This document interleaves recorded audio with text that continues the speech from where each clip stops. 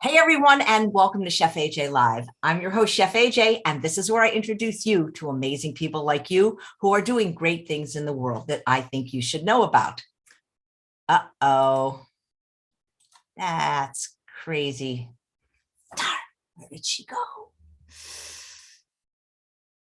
It's a host's worst nightmare. You're talking to the guest for 15 minutes and then they disappear. So I'm going. She's come back. She's come back.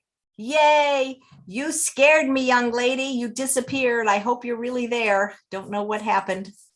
We had such a great start to the show, but no guests. So Judy, if you're there, you got to unmute yourself and you got to open your camera. So I'll wait for a minute.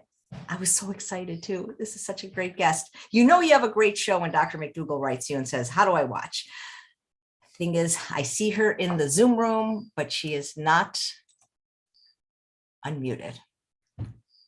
Well, I could start over, or I can pray to the technology gods that she will figure out how to get back on. I apologize for any delay. Judy, do you have anybody that can help you get back on? Hello, Laura from Chicago. All right. Charles, I don't know what to do because Judy was there and then she was gone and she is not. Hello. There you go. Can you hear me? I can hear you. Oh, thank God. You gave me a nightmare, girl. Do not go away again, please. I'm not touching anything. Do not touch anything. Just sit on your hands, young lady. I can see you. Yes, absolutely. And you can hear me. Okay. Okay, sit on your hands. Don't touch any buttons because I actually haven't introduced you yet, ladies and gentlemen. This is such an honor. Judy Moscovitz. She is 80 years old. She looks amazing, but more importantly, she has lost 140 pounds. But how she lost it and kept it off is pretty spectacular, using the world famous rice diet. She actually knew Dr. Walter Kempner, who is one of McDougall's mentors that he frequently talks about in this show.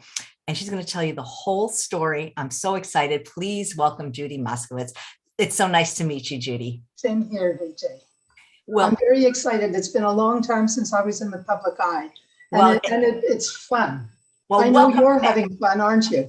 Absolutely. Well, welcome back, because you have a story that needs to be told again and again, because, you know, you had mentioned, I had listened to some interviews with you that you'd been overweight since you were 7.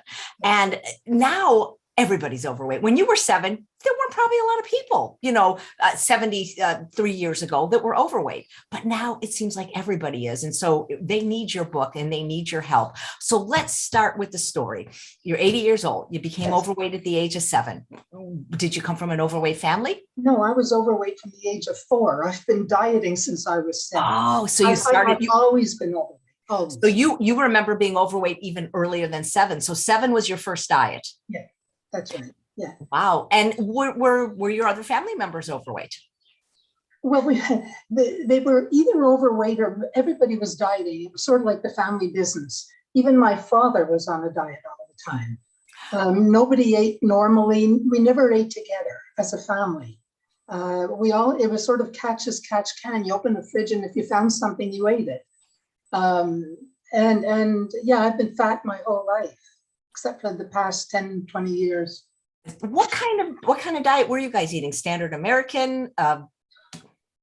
Well, my mother was working and she also didn't like cooking. So what she would do is she would go to the little corner store across the street, and every day she would buy 2 steaks. And one was for me and one was my sister. And we would alternate getting first choice.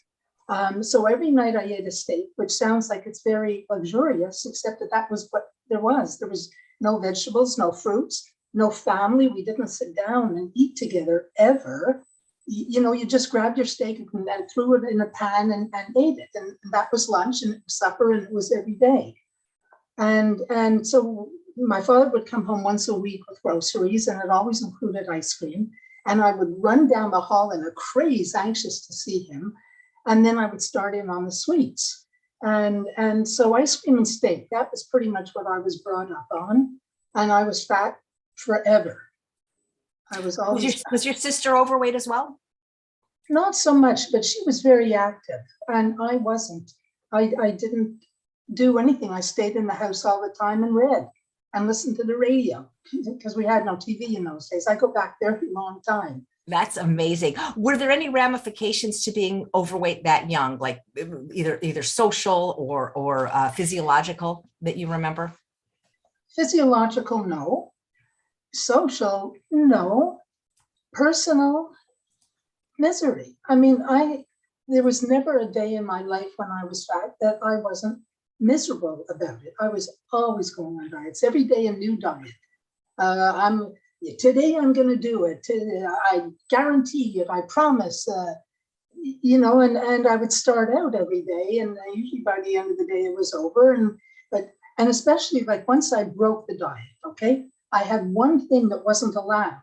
Then I would say, well, I broke the diet. I'll start again tomorrow. And between now and tomorrow, I'll eat everything in sight because as of tomorrow, I'll be on a diet. So that was my whole life, my whole focus. And it's funny that really what I'm famous for now, to the extent that I'm famous, is for food and diet and weight loss. So it's been my whole life one way or another. Well, I guess it was meant to be. But at the age of 7, do you have even understanding of what dieting is and what kind of diet does a 7-year-old go on? Was it of your own design? No, there have always been diets. I mean, I was born in 1942. So there are diets which I don't remember the names of, but I don't think there's ever been a time when people haven't been wanting to lose weight. And so I don't remember the names of any of them. They didn't have a long life. I would do one right after the other, and then I would try this one again. And then you read women's magazines, of course, they're always full of diets. So you just try the next diet. And maybe this one, and no, maybe that one. That was my whole life. Dieting has been my whole life. Dieting and weight more than, I mean, it involves diet, obviously, but weight issues have been my whole life one way or another. Until? No, still. Now it's different. Okay. Because now it's not only personal. I like to help people lose weight. That is my passion in life. That is because I know what it's like. And I do not charge money to anybody for weight loss help because dieters are desperate. And I remember seeing an ad where this woman said, I have the secret to weight loss. And if you send me money, I'll tell you what it is. And I found that so repulsive. Like if you don't have money, then I'm not going to tell you what the secret is. And so I have made it, I do not charge ever. People want to buy my book, then that costs them money. But otherwise, I would like to help people lose weight because I know the misery of it. So that is my goal in life, is to do what I can to help people lose weight. Right. Before we talk about how you actually help people lose weight, why don't we tell people how you actually lost weight yourself? Well, the one that I'm best known for is the rice diet, which is the diet that they did at Duke University in North Carolina for over 50 years. And this was a diet that was developed and run by Dr. Walter Kempner, who deserves my heart and my love and my gratitude forever and will always have it. He was a wonderful, very eccentric. He wore the same thing every day, okay? He wore a blue jacket and white pants every day, same thing, except on the Ides of March, when he would come in dressed in black, and all of his colleagues would come in dressed in black, because that was the day that Julius Caesar was killed. They were a very bizarre, peculiar, wonderful, profoundly devoted to the work group of people. What was the original question? I'm forgetting. How you lost weight, and how did you discover the rice diet? Like how did you hear of it? The rice diet, I can't remember a time when I didn't know about it. It's been a very famous diet for decades. They did it at Duke University, I think, for 60, 70 years. And I always heard about it, and I was going on diets. There was never a day, and that's not even an exaggeration. There's hardly been a day in my life when I wasn't going on a diet. I was always starting a new diet. And then by the end of the day, well, that diet was over, so now I'll start another diet. And of course, there's no end of diets for you to try. And sometimes I would do the same one half a dozen times trying to lose weight. But it was only when I did the rice diet that I lost 140 pounds. And it changed my life in every way. And thanks to Dr. Walter Kempner. You actually knew him? Oh, yes. I worked at the Rice House. I worked there after I lost the weight. I lost 140 pounds. And then they asked me to work at the Rice House, which was every day you went in and you sat, you weighed yourself, and then you sat at one of, there were several places around the room, each one with a technician, and you would sit down with one of them and give them your weight, and they would mark it down, and then you would talk about how you were doing, and they would give you whatever help they could. So I went from being a patient who sat there to being one of the technicians who worked with people who came to lose weight. And so Dr. Kempner helped me lose weight, and then asked me to help other people lose weight.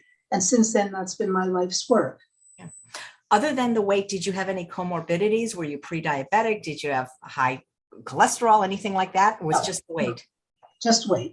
Thank you, God. It didn't reach that point, unless you want to count misery. So I didn't have health problems, but I was absolutely miserable. Every day I went on a new diet, and then every day I failed. And then I would start a different diet, and then I would fail. And then I would trouble, because there's no end to diets for you to go on if you want to. You can diet jump indefinitely, which is what I did. And it was only when I went on the rice diet, and which changed my life in every way, that I lost 140 pounds. And here's the kicker. I kept it off for 8 years, I think. And then I put it all back on. Okay, so that's the part of the story. We've got to get to that part. But before we get, because this is a fascinating life you've lived and are living, Judy. What I remember from hearing an interview with you, that it took only 9 months for you to lose that 140 pounds. Is that correct? That's correct. Yeah. That's a lot of weight loss in a short amount of time. Well, the rice diet is very effective, and it's quickly effective. And I was living there. And I was having my meals prepared for me, because you ate at a place called the Rice House. And so you just went there and your meals were prepared for you, which makes things a lot easier too. And it was the happiest time of my life, bar none. And then after I lost the weight, Dr. Kempner asked me if I'd be willing to work there. So I became one of the people, and I worked for free always, because my gratitude and my debt to him was infinite. He was a wonderful man who I loved and will love forever. Yeah. So Amy says, I think I would get bored of just rice. Was it just rice? How many times a day did they feed you? Was it ad libitum? Like, could you eat literally as much rice as you want? What kind of rice? Well, the rice was rice. It was just plain white rice.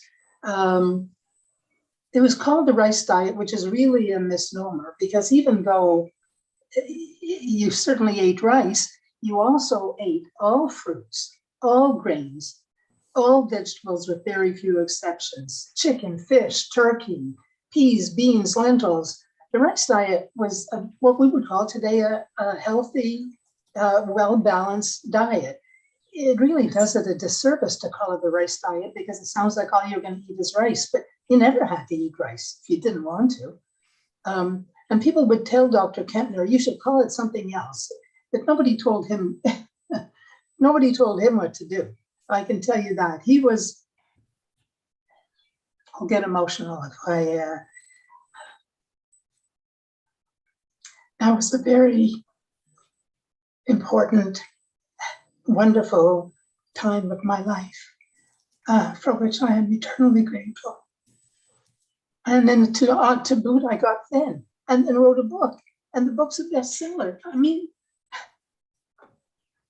my life was never the same, and I'm forever grateful.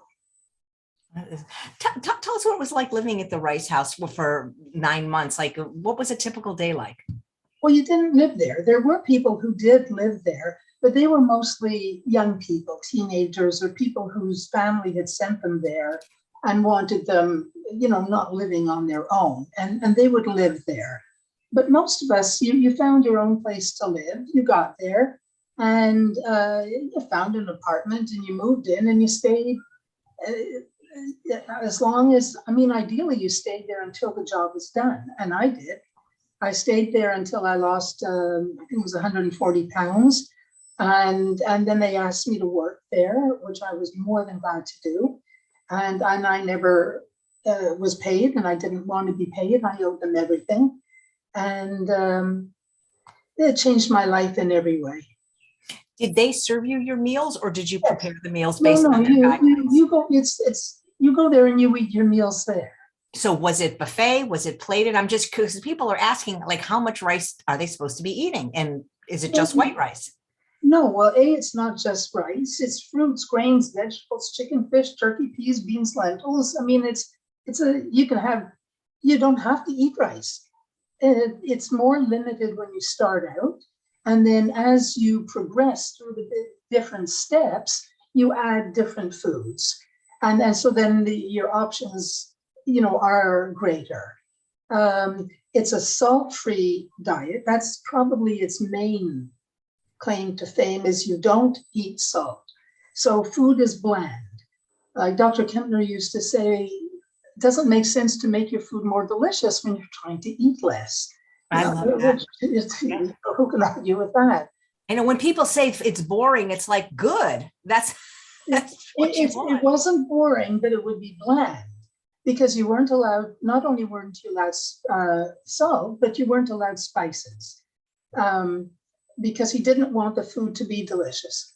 By the way, there's some ways in which, left to my own devices, and as I see things now, there are things that I would recommend be done differently.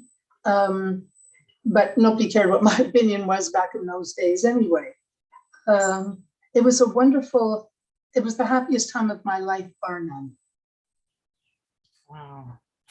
So I didn't realize, because you mentioned there was some animal products, I didn't realize that it wasn't a vegan diet, the Kempner diet. No, I thought you probably wouldn't have invited me if you had known that. But no, no, that's not true. People do not have to be vegan, on this show. I just don't like them to recommend them, for health. But I didn't realize that, because the way Dr. McDougall talks about them, I just assume, which shows you should not make assumptions. No, we were allowed chicken and fish. You had to reach the point where you were allowed it, because you had to work your way up through the different food groups. And you started out rice and fruit, period. And then you stayed there indefinitely. And then they started adding other things to your diet. But certainly we had the option of having chicken and fish regularly once you got to that point.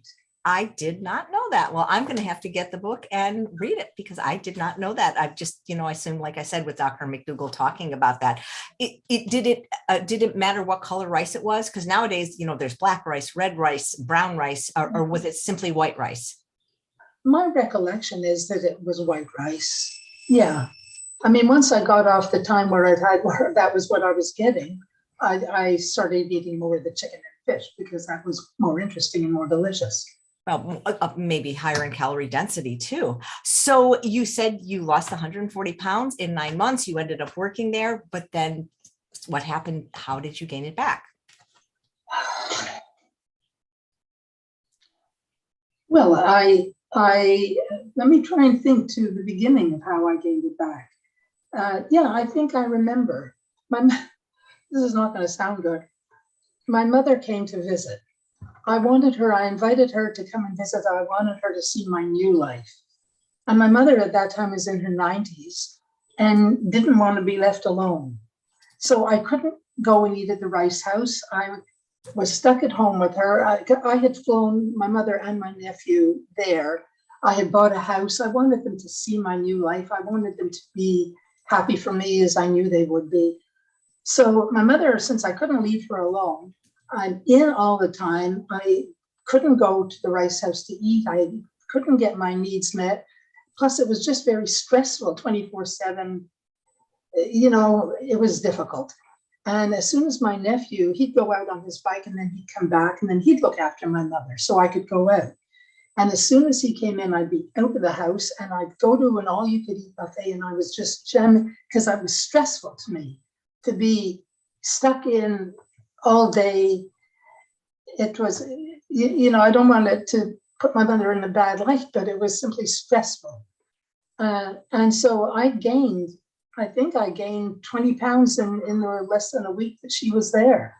Because I would leave the house and I would go to an all-you-could-eat buffet and I just shoveled it all in. And by the time she left, I had put on about 20 pounds and it was over. I couldn't stop eating. And I ended up putting back all the weight that I had lost. And I got depressed and got into bed and basically stayed in bed for 2 years. Did you say 2 years? Yes, I did. Wow. Didn't Dr. Kempner, did he know and did he try to help you? Nobody could do anything. I just isolated myself. I didn't answer the phone. I was depressed. I mean, I wanted to be dead. And the only reason I didn't kill myself was because I had this 80-year-old mother and I thought, I can't do it to her. I can't kill myself. It'll kill her. And so I thought, as soon as she's gone, I'm going to kill myself. And that was the only thing that kept me alive, was the thought that someday I'd be able to kill myself. And I'd sneak out at night to get food because, I mean, everybody was talking about me. Here I am, this author of this famous diet, who suddenly ballooned up because I put on weight like my mother would say, like Grand Cook Richmond. I just was shoveling in food. And I got depressed and I stayed in bed for a couple of years, except for going out to get more food, which I would do in the middle of the night because I didn't want anybody to see me. Do you identify with the term food addict? I don't think I was a food addict. No, I don't identify with. I mean, I neither identify nor not identify. It doesn't, I hear it and I don't relate. Let's put it that way. I think when you start eating the wrong things, you start eating sugar, for example, and you're asking for trouble because you're going to want more food. I think there's some things you can eat that don't set you off, and some foods that once you start on them, you're going to want more and more. Primarily sugar, sweets. Absolutely. You were on the Oprah Winfrey Show. Oh, yes. So Yeah. what was that like? And was that during the time, obviously, that your weight was down? Yes. I was on Oprah Winfrey. I was on Phil Donahue. I was on Face the Nation. I was briefly famous. It was a lot of fun. It was a lot of fun. Yeah. And therefore, it was a big slide down when I regained it all. I got into bed and I stayed in bed for a few years, except for the middle of the night. I'd get up and I'd go to a 7-Eleven to buy food. I didn't want to be seen. Everybody in town knew me. So, I mean, everybody in the diet community. That must have been difficult, having succeeded so valiantly and so publicly, because most people, as you know, that do lose weight gain it back, but not always in the public eye. That's right. It was awful, awful, awful. I wanted to be dead. And the only reason I didn't kill myself was I thought it'll kill my mother. If I commit suicide, it'll kill my mother. I'll wait till she's dead and then I'll kill myself. Okay. That was the only thing that kept me alive, the prospect that soon I could kill myself. Well, you're not dead and you're not fat, so there's obviously more to this story. Yes, there is more to this story. Is that what you want? Do tell. Okay. Well, I kept on trying to get back on the rice diet every day, starting a new diet. From now on, and I'm going to do it. And every day I started and every day I failed. And I was very depressed. I really stayed in bed for a couple of years, except for going out to buy food in the middle of the night because I didn't want to be seen. You know, people in town knew me. We're talking about Durham, North Carolina. And the only thing that kept me alive was the prospect that my mother's 98. She can't live all that long. And when she's dead, I'll be able to kill myself. That was the only thing that kept me going. And I could not consider any diet but the rice diet. I mean, I believed in it so profoundly that I was unwilling to think beyond that. It had to be the rice diet. So every day I started the rice diet and every day I failed. And I was profoundly depressed. I mean, my whole life. And at some point, this is after I had come back to Canada. I'm Canadian. I had left North Carolina because I stayed there for years. I worked on the rice diet, working with patients. um, I kept on trying new diets and going on diets, and I couldn't consider anything but the rice diet. I believed in it so profoundly that I couldn't do anything else. It had to be only that. Only except I couldn't stick to it anymore. I just couldn't do it. I wouldn't last. And I went to see a naturopath whose name is Kevin Jackson. I'd like to give him the credit that he is due. And he put me on a diet that is almost 100% the opposite to the rice diet.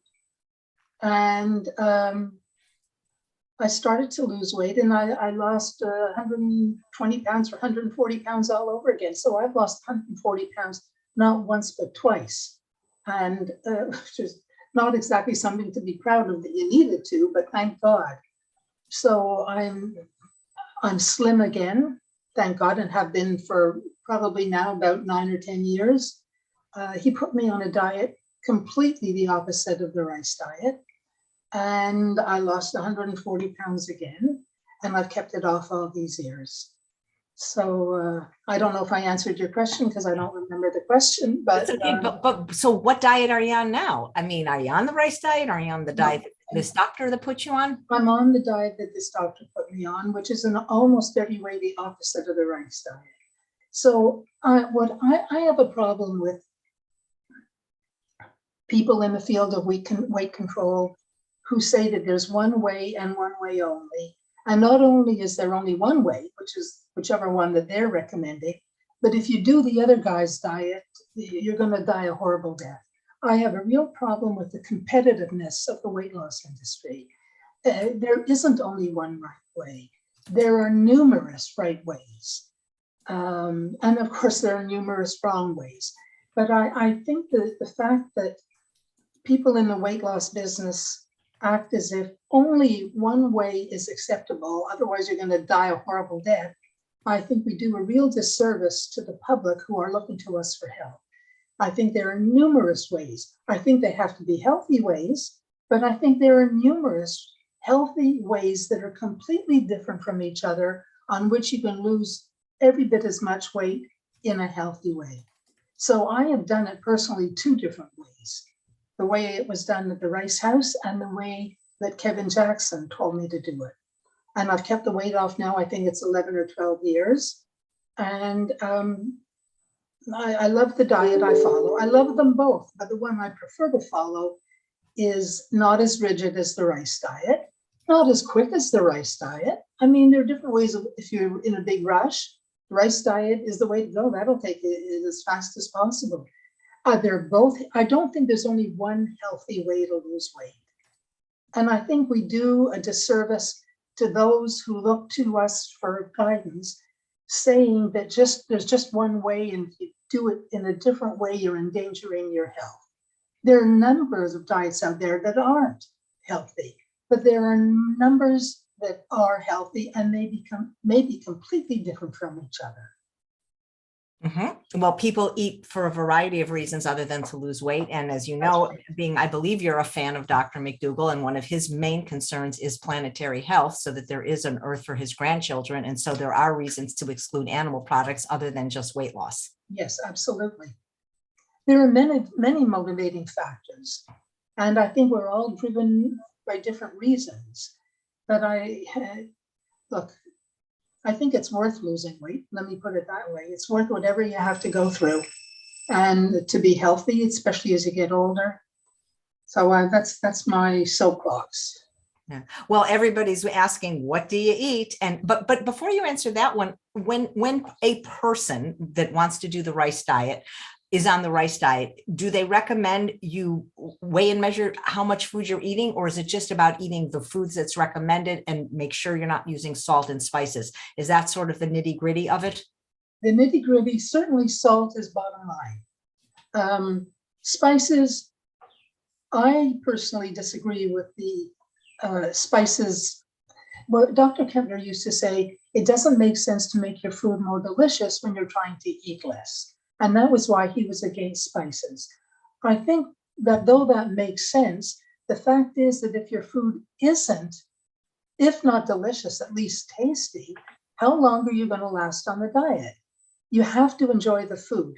And the problem isn't the spices. He just felt that you shouldn't find the food delicious because you would eat too much. I think if you don't find the food at the very least tasty, you aren't going to stick with the diet. The spices themselves are not the problem.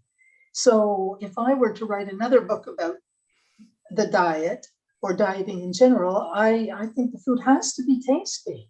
Otherwise, you're not going to stick with it. So that would be one area in which I disagree. I forget what your question was, but that was my answer.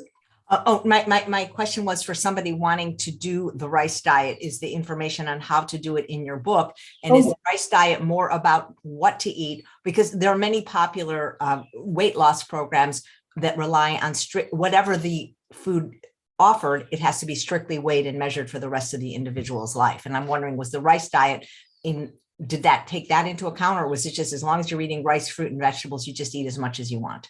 No, certainly not as much as you want. And of course, when you ate there, you were served your food, so you didn't have a choice anyway. But certainly there were certain foods that were allowed and certain foods or condiments that were off limits, period. You just simply never ate them. I think that mostly he was accurate about what to eat and what not to eat. But I don't think, I forget what the question was. I think you have to do it. I don't agree that you shouldn't use any spices or herbs, because I think if your food is delicious, you're more likely to stick with the diet. You can't make yourself be miserable at every meal. Nobody's going to stick to that, especially people who are overweight, who by definition like eating and food. I think you have to make it as delicious as you can. And I think that's very easy to do on the rice diet. But I would include herbs and spices, I think, are a good addition. So that's one area where I would disagree. Right. Well, do you recommend, because you say you work with people and you don't charge, do you recommend a specific diet for the people you work with? Do you recommend they limit quantities? There are two diets that I work with, and they're completely opposite to each other. There's the rice diet. If people want to do that, I give them a choice of whatever they want to do. And the other is the diet, because after I regained the weight that I had lost on the rice diet, I went on a diet from a natural path. The diet is different in almost every way from the rice diet. And I lost 140 pounds again. And I've kept it off for 10, 12 years now. What was the question?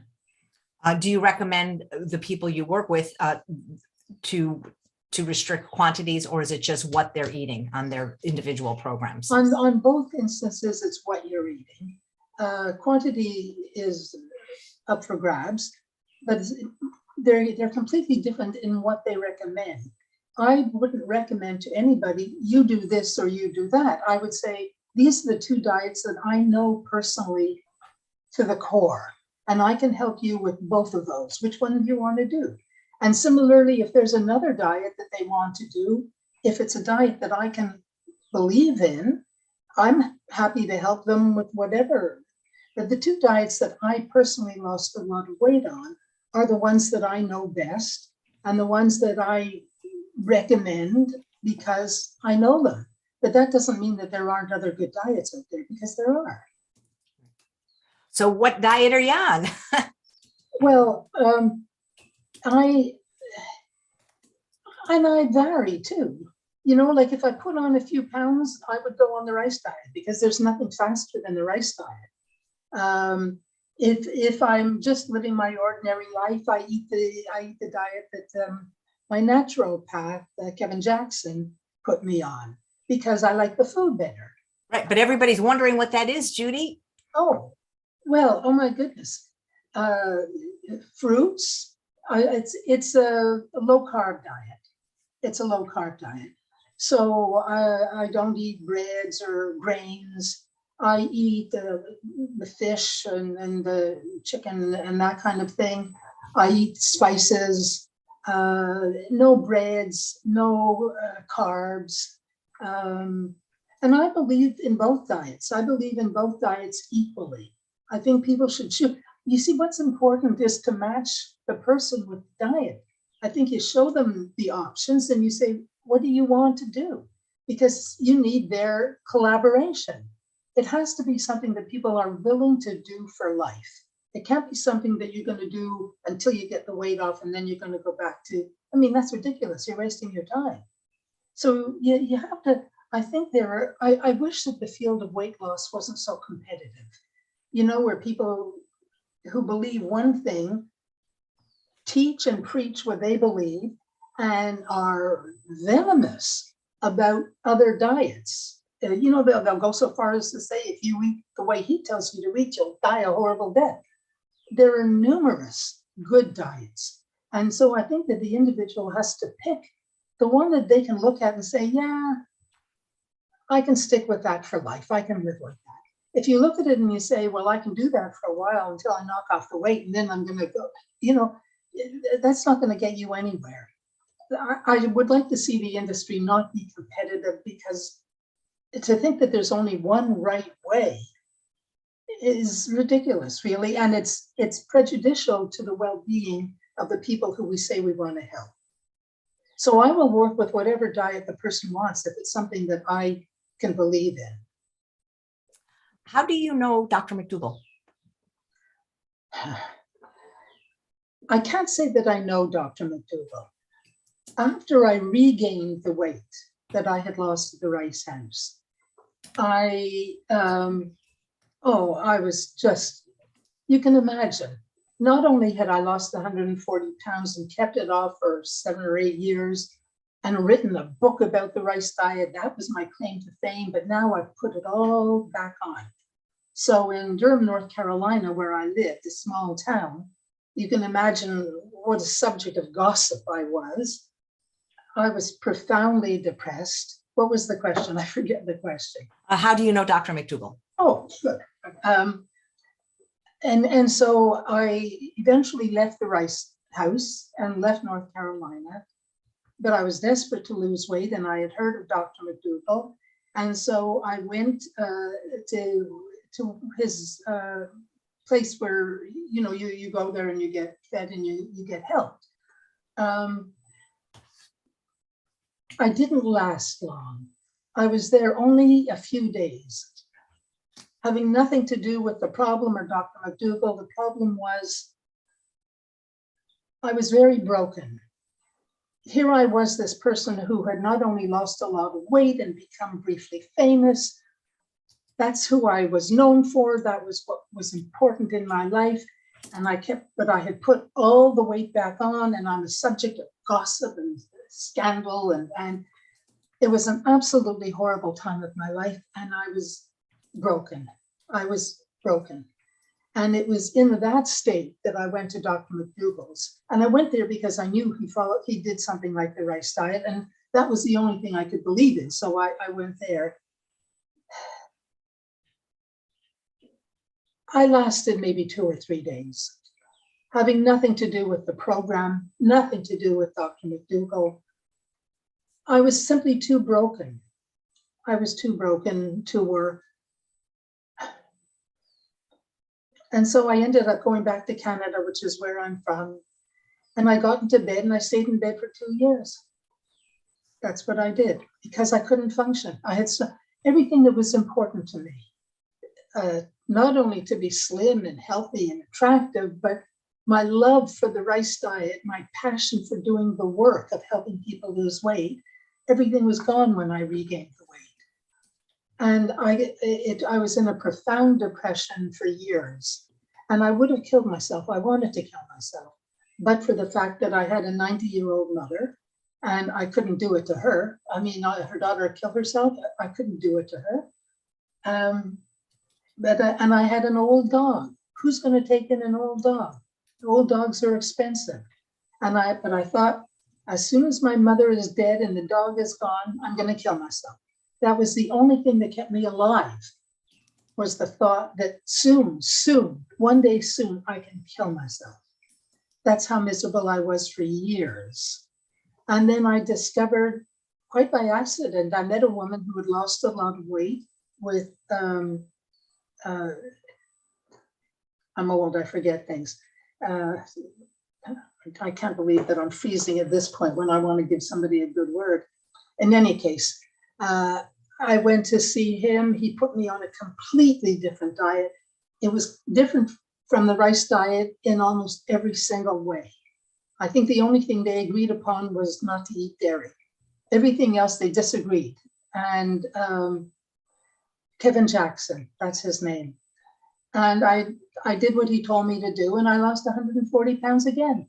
So I have lost 140 pounds, not once, but twice, on two completely different diets, both of which I believe in completely. What's the best part of having lost 140 pounds? Life is good. I'm happy. I'm peaceful.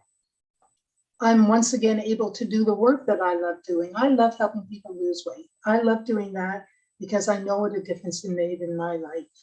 And to the extent that I am able to do that, I want to do that. Well, you know, I mean, you do that too. Yeah, absolutely. You know, the first time you lost it, how long did you keep it off before you regained it? When you 7 years. 7 years. And so do you worry that this time, regardless of how you lost it, do you worry that that could possibly happen again? I don't worry. I know that it's possible that I could regain it if I stop eating. If I stop eating, if not this way, healthily. I mean, if I do the wrong thing, I'm going to gain weight. But I have no desire anymore for those foods. Can I tell you something that I did that it worked for me? I just like to put it out there because I don't know if it would work. I kept on trying to get off sweets because sweets was my thing. And I would pray to God, please help me to never again eat sweets. But that didn't happen. And one day I said to myself, look, I don't seem to be able to get off sweets. I'm going to try to just get off chocolate. So I stopped eating chocolate at all. That was one thing I did not eat. And I lost interest in sweets. I have zero interest in sweets now. Just going off chocolate took away my interest in sweets. Well, that has made, you can imagine what a difference that makes. Because if you're not eating sweets, you're right away eliminating a big problem area for most people. So if people want to try that, just give up chocolate. I hope that's not one of your sponsors. No, I don't have my only sponsor is balsamic vinegar, California balsamic. It does come in a chocolate flavor, and not really a formal sponsor. It's not like he pays me. It's just he's kind enough to give 2 free bottles to every guest in the United States that comes on the show. So no worries. Good. Yeah, do you enjoy doing the work? It's wonderful, isn't it? Yeah, I love it. I love it. You know, I have to ask you, Dr. Kempner, did you ever see him eat, and did he follow his own diet? Oh, I doubt it, because he used to say, I don't have the problem. The problem was that you can't handle it. Or, you know, no, I don't believe he was a slim, small man. And no, I think that he thought that was best in certain circumstances. And yeah, he was. What I think, Judy, I don't know if everybody knows this, but Dr. Kempner did not just use that diet for people that were overweight or obese. He actually was using it for diabetics to reverse diabetes. Oh, absolutely. He used to call people who came there to lose weight just because they wanted to look more attractive, vanity patients. His real heart was with those people who were sick. And diabetics, the rice diet, forget weight loss, forget appearance, health, the rice diet. Why did they close down the Rice House? And I mean, didn't they used to also run a program at Duke University and put patients in the hospital on the rice diet? It's so effective for diabetes and weight loss. I wonder why they stopped doing it. Well, he started out, what happened was he was working in Germany, and he was working in the lab of a Nobel Prize winner. And the people who started Duke, I guess it was the Duke family, they were just opening the university. I've never been asked this question. Thank you. I'm going to enjoy this one. They were opening up Duke University, and they wanted somebody to run this program. And so the guy from the Duke family went to Germany, and he went to this lab where Dr. Kempner was working, and he asked the janitor He said, who here works very hard? And the janitor said, oh, Dr. Kempner. He said, he's here all night working. So the Duke family approached Dr. Kempner and they asked him to come to Duke University, which was just opening at the time. They were looking for a name. They were looking for somebody to put Duke University on the map. This was at the very beginning when the university was opening. And they invited him. Now, this was at the time where Hitler was starting to make his presence felt. Dr. Kempner was Jewish. He could see the writing on the wall. He accepted the invitation and he came to Duke University, where he spent the next 50, 60 years. And what was the question? Oh, why do you think they closed it down and not they don't offer it anymore? So he came, he started the rice diet. It started at Duke University. People came, only people, sick people came. It wasn't for weight loss at all. People who were sick came to Duke University and they stayed in the hospital at Duke. But then what happened is people started losing weight. They started hearing about the diet and people started coming who wanted to lose weight, who didn't have diabetes or any health problems, didn't have to be hospitalized. So one of Dr. Kempner's patients at Duke University, his wife said, well, I will take people in, because people were coming from all over the world to go on this diet. And the hospital couldn't accommodate them. These are people who are coming just to lose weight. So this wife said, I will put people up in my house. So at that point, that became the Rice House. This was a residence that started accepting people who wanted to come either for health reasons or to lose weight. And you lived there.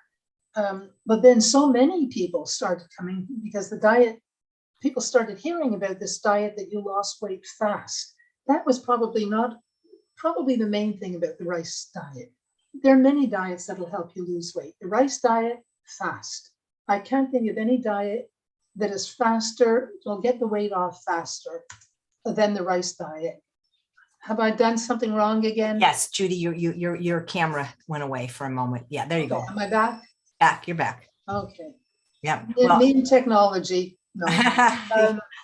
You know, for me, instead of a rice house, I think I'd want a potato house. So I have a question from a live viewer, and Kathy wanted to know, the 2 years that you stayed in bed when you were so depressed, did your muscles atrophy? Like, because did you ever get out of bed other than to get food at night? And were you or are you now somebody that engages in any kind of movement or exercise? This question, my goodness, yes. Okay. Certainly, as part of the rice diet, you were told the exercise that they recommended was walking. Just get out and walk. And I'd say for the first week that I was there, I did that. I am not a good example of exercise. I have never enjoyed exercise. I like sitting and reading or watching TV. I mean, so I am not somebody who can say to people, you have to exercise. Because I lost 140 pounds, not once, but twice, and I never exercised. So I'm not saying don't exercise, and I'm not saying exercise isn't good for you. I am saying you don't have to do it in order to lose weight. And I frankly think that somebody has to say that, because you're basically saying to fat people, you have to change the way you're eating and start eating foods that you may or may not like, and you have to start walking and jumping and running and that. I think that's putting on the overweight person's back a bunch of stuff that they either may not want to do or don't like to do. I don't want to be the person who's saying don't exercise, but I am somebody who's saying you don't have to if you want to lose weight, because I did not, and I still don't.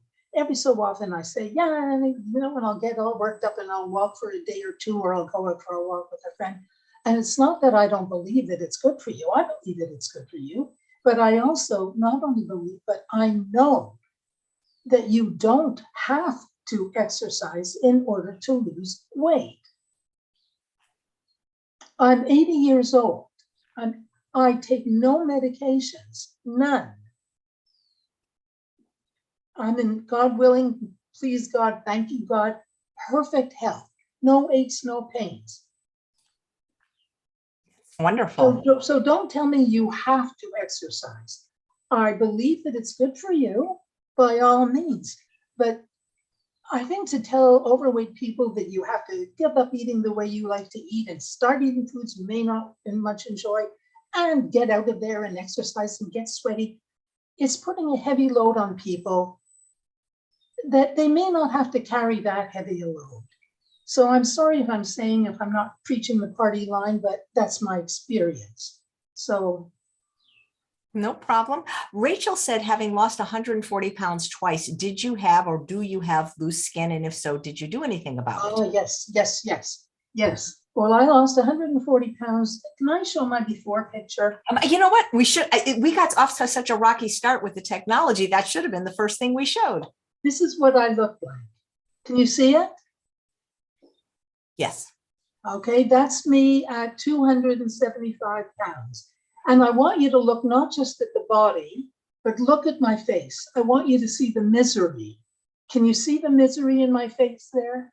Yes, you're not, there's no joy in your eyes. You're not smiling. I wanted to be dead. I mean, I hated being fat. And 9 months later, okay, this is side view of me at 275 pounds. I don't know if you can see it. Yes? Yeah, just hold it a little bit. Yeah, perfect. Okay. And this is me 9 months later. Can you see it? 9 months later on the rice diet. That's amazing. I lost 140 pounds in 9 months and I kept it off for 7 years. And the only reason I put it back on was because I stopped following it. I ran into a bad spell. I was under a lot of stress. I ate, and then I couldn't stop eating until I was back up to 275 pounds. Then I got into bed and stayed in bed for 2 years, and that's my story. And then I found Kevin Jackson. I went on a completely different diet, almost in every way. The only thing the two diets agreed upon was don't eat dairy. Apart from that, they disagreed in almost every way. And I lost 140 pounds again, and I've kept it off for 10 years so far. Right. And I believe in both diets. They're both terrific diets. What are you willing to do? That's the question. Right. Yeah. Well, they're terrific diets for weight loss, but, not having Dr. McDougall here right now, he wanted to be here, but he had a previous commitment. He would argue that Dr. Kevin Jackson's diet might be effective for weight loss, but not for human, animal, or planetary health. We all have our favorite, our favorite topics, those things that touch our heart. I couldn't disagree with him, but my heart is with the overweight. That's my people. And so I think that the dieter has to consider what they're willing to do. What's important to do. If you can't live with eating animals, then you can't be on a diet that allows animals, which the rice diet does.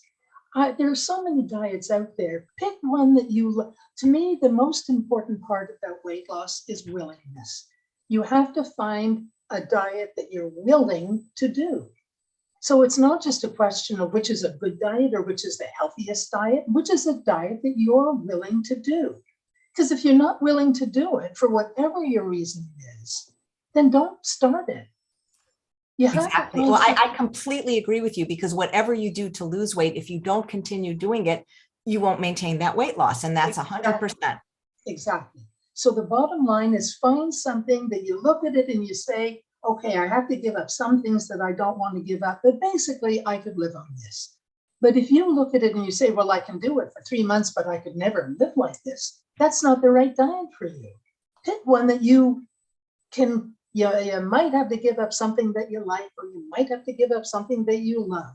But if you can live with it, if there are enough foods on it that make you happy, you have to be able to live with it long term. To go on a diet short term to take off weight and then stop dieting, and what do you think is going to happen?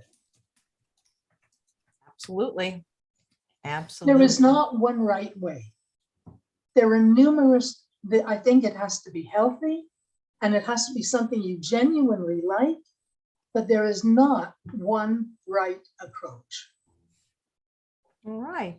How do you help people now? If people wanted to get in touch with you, how do you work with them? Oh, thank you for asking that. I don't want to work anymore with individuals. What I want to do is, what I would like to have is I would like to be the person that people ask questions of. Where, you remember Dr. Ruth, where she would answer questions about sex? I would like to be that person, only answering questions about weight loss. I would like to have a little segment where people phone in or write in and they ask whatever their questions are about weight loss, because I know about weight loss, and where I answer them. I would like to do that, given that opportunity, and I would do it for free because I want to do the work. I love helping people lose weight. I can't do it one-on-one because there's too many people. But if there was even a program or, if there's anybody out there who would like to make that happen, call me, because I'd be there. I don't want money. I don't need anything. I want the opportunity to help people. I'm sure you feel the same way, Chef AJ. Absolutely. I don't know anything about you, but I'm sure you feel the same way. If we put a link to a website that either is there now or it's going to be there, where people can contact you?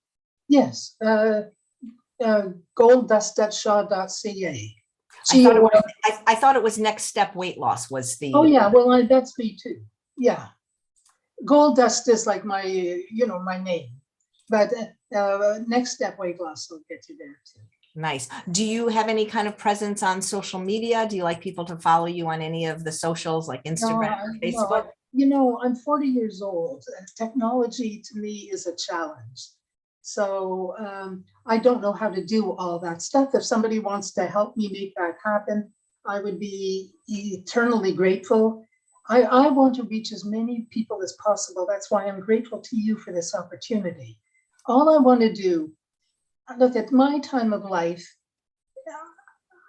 so doing something meaningful is what's important to me. And this is the thing that I know best. I don't mean best, better than other people, but I mean in terms of what I know how to lose weight, and I know how to keep it off, and I know how hard it is. And it gives my life meaning to be able to help people lose weight. So anything that I can do in that vein, I am happy to do. Well, thank you. And your book is being republished, or the original is still available? Could you explain that? This wonderful woman who I've never met, but have gotten to know, Lois Anna, approached me. She's watching, by the way. I see her name in the live stream. She approached me. Well, she wanted help with the diet, so we worked together for a bit, and then she said, "Well, you should do something public so that more people can access you." And I said, "I think that's a great idea, but it's not that I'm not literate with a computer. I can type in something, but I don't know how to make things happen." And I said, "I'm perfectly happy to do my part, but I don't know how to make it happen. If you want to make it happen, go right ahead." Well, she has thrown herself into it, and she has republished all my books.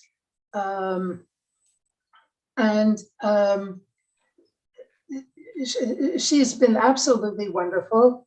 What was the question? What was your question? If your original books were also still available in addition to they've all been republished. All my books, if you go online to all the places where they sell books, you can find, she has republished all my books. And so you can get all of them. Nice. Last question. What was Oprah like? Well, first of all, she wasn't famous yet. All right. I was on her show before. She was still in Chicago. She had already signed the documents to what became the Oprah Winfrey Show. So she was that person, but she wasn't famous at the time. But being on the show, look, it's been a highlight of and I was on Phil Donahue, I was on Oprah Winfrey, I was on Face the Nation. I had quite a run of fun, I can tell you that. She was wonderful. She's the real thing. Let's put it that way. Do you have any film or of your appearances, or did they not archive them back then? I have pictures. I'm trying to think. I have pictures. I don't have film of any of them. No, I think I have pictures of me on the show. I have a bunch of old tapes. I don't really know what's on them. I do have tapes of all the shows, but yeah. Nice. So Okay, not so useful. last question. What would you say to somebody who's given up hope that they could ever lose weight? If you give up hope, that's one thing. If you give up, hold on a minute, I want to say a quick prayer. You can give up hope, and then you stay the way you are. That's not the same as giving up trying. By giving up trying, it means like you somehow drag yourself to the point where you're willing to do it again, try again. One thing I can tell you is it's worth it. I hated being fat more than I can tell you. I weighed 275 pounds. I was sweaty. My thighs would rub together, and I'd get the rubbing of the thighs. If you have that, you know what I'm talking about. I hated being fat with an absolute passion. I was always going on a diet. Every day I started a new diet. I had to start a new one because the day before, to me, in those days, I used to believe if you broke the diet, which meant you ate even one thing more than you were supposed to have, well, then the diet was over. And then I would eat, because tomorrow I'm starting a new diet. So every day I was starting a new diet. I didn't realize that you could have bad days and still be on the diet. You just had a bad day. If you are truly miserable, it helped me that I was miserable. It helped. I was 275 pounds. I was sweaty. I was a woman. I didn't want to be, I wanted to be attractive, and I wanted boyfriends. And it is absolutely worth it. It will change your life completely in every way. I mean, I'm not saying, look at me, aren't I gorgeous? But I'm saying, look at me, I'm 80 years old. And can I stand up? Can I stand up? Absolutely. Okay. Let me see. I don't know how well you can see. All right. And I do it. I won't say I'm always on a diet, but I'm always eating in such a way that I can maintain a healthy and attractive weight. It's very important to me. And I don't regret for a second the foods that I have given up, which occasionally I have anyway. I think there's nothing more. If you are overweight and you're unhappy about it, you can do something about it, and it's worth it. It's absolutely worth it. And don't quit. Don't stop trying. Try different things. I would like to offer, I love helping people lose weight. That's my passion, because I know what a difference it made for me. So I've always, and if people contact me, I've always worked with them, and I've always worked for free. But there's only so much you can do. So if there's somebody, I would like to do, quite frankly, a show, but not a show like, I would like to be in a position where I can answer questions. That's what I'm good at. I'm good at talking. So if people could call in and ask questions and I can give advice and other people could listen, that is what I would like to do. I would like to, I'm 80 years old. My life is not nearly over, but I have X number of years left, and I would like to do something productive. And the thing that I know best is weight loss. I know weight loss. I know weight gain, and I know weight loss. I would like the opportunity to help people lose weight, as many people as possible. And I work for free. I don't charge. Well, the price is right, for sure. The price is right, yes. So if there's anybody out there who can make it happen, because you see, like, I'm not even computer literate. I can find my way onto this show, but I need help with making it happen. And so if there are people out there who want to help make it happen, and I'm not in it for the money. I don't want money. I don't want to be offered money. I want to just live a worthwhile life, and I want to help people with weight loss as much as possible. So if there's anybody out there able to help me, please get in touch. Great. Well, thank you so much, Judy. Thank you very much, Mary Jane. And congratulations on losing weight, not once, but twice, and keeping it off. Thank you very much. My Okay. pleasure. And Bye. bye-bye. And thanks all of you for watching another episode of Chef AJ Live. Please come back at 2 p.m. when we have a fabulous culinary demo by Edith